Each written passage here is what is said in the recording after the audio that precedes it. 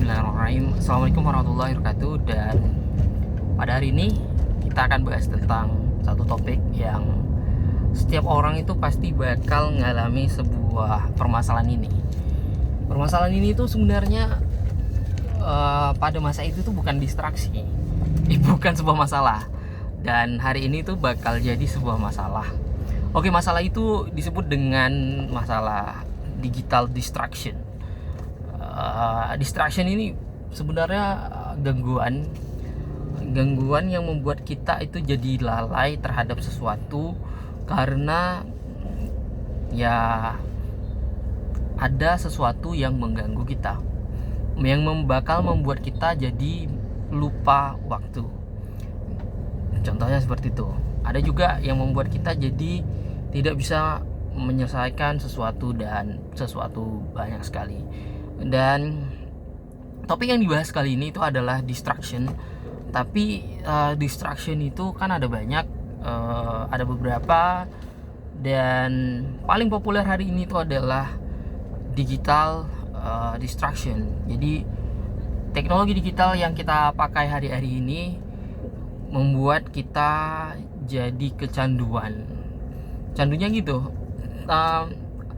Kalau kita nggak megang HP aja tuh dalam satu hari, itu membuat kita jadi ngerasa bosan yang sangat luar biasa, yang membuat kita itu, kalaupun itu ada handphone, kita palingan cuma buka lock kuncinya aja, lihat jam, tutup lagi. Minimal seperti itu adalah sebuah hal yang ketika hal itu dilakukan berulang-ulang, itulah sebuah distraksi kecil yang bisa memecahkan fokus dan konsentrasi kita. Oke, sebenarnya distraksi itu adalah diciptakan. Jadi teknologi itu semua diciptakan, dan kenapa kita jadi candu gitu? Kenapa kita jadi mengikuti alur dari digital itu sendiri? Karena memang dirancang, semua itu by design, semua itu memang ada ilmunya, ada ilmu user experience-nya. Jadi semakin kalian kenal dengan namanya dunia digital dan seorang praktisi digital, mereka akan melihat, ataupun ketika produk itu bakal diluncurkan, mereka akan pasti tahu tentang user experience, bagaimana behavior kita di aplikasi itu, bagaimana membuat kita betah berjam-jam di aplikasi itu. Ada banyak cara yang mereka lakukan, dan semakin kesini distraksi itu berbeda. Jadi kalau kalian lihat, perbedaan antara Instagram sama TikTok itu beda, fokus distractionnya itu beda. Jadi kalaupun contoh, ketika saya mendesain sebuah aplikasi, katakan itu jarak antara tombol di atas, di samping, atau di bawah itu ada namanya aturan yang membuat tangan, ketika kita melakukan navigasi dengan dua tangan dan satu tangan, itu pasti akan berbeda. Dan gimana membuat navigasi itu jadi lebih mudah gitu. Jadi semua itu by design, gimana semua membuatnya jadi lebih mudah. Pada akhirnya mudah itu tadi, itu di satu sisi di proses experience di produknya.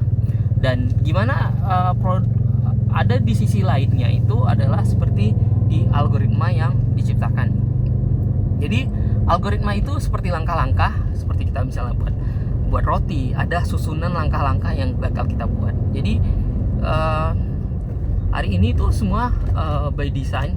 Contoh aplikasi yang saat ini tuh mulai populer di kalangan para pembuat aplikasi ataupun developer, software engineer, itu adalah Daily Dev, yang dia membuat sebuah semacam berita update, tapi terkait dengan teknologi, terkait dengan software engineering atau segala macam, yang ketika kalian buka itu ada banyak sekali berita yang muncul, atau ada banyak sekali tulisan yang muncul tentang teknologi, yang membuat kita itu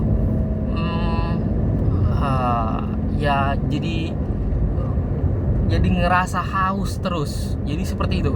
Jadi ketika kita membuka Facebook kah, Instagram kah, TikTok kah, jadi kita seolah ngerasa kita itu haus lagi.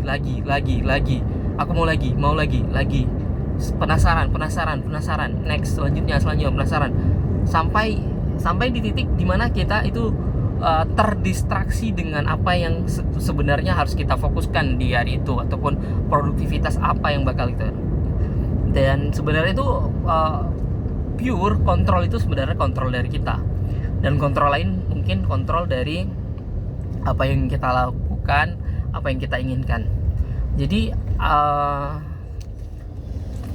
algoritma yang membuat kita suka itu mengetahui behavior kita itu adalah algoritma seperti algoritma rekomendasi. Jadi algoritma rekomendasi itu didesain untuk membuat kita bisa tahan berlama-lama untuk melihat itu. Karena apa? Karena apa yang ditawarkan ke kita itu semua yang kita sukai, dan itu yang bakal membuat kita jadi betah lama-lama di situ. Caranya sederhana sebenarnya. Caranya yang pertama adalah dia melihat seberapa banyak konten yang memang orang sukai di topik itu, dan dia akan mengenali bagaimana perilaku kita di aplikasi itu, dan di-combine akhirnya dia dapat satu formula angka yang pasti tentang kita. Semakin lama kita di situ berarti tandanya kita semakin tertarik dengan hal itu.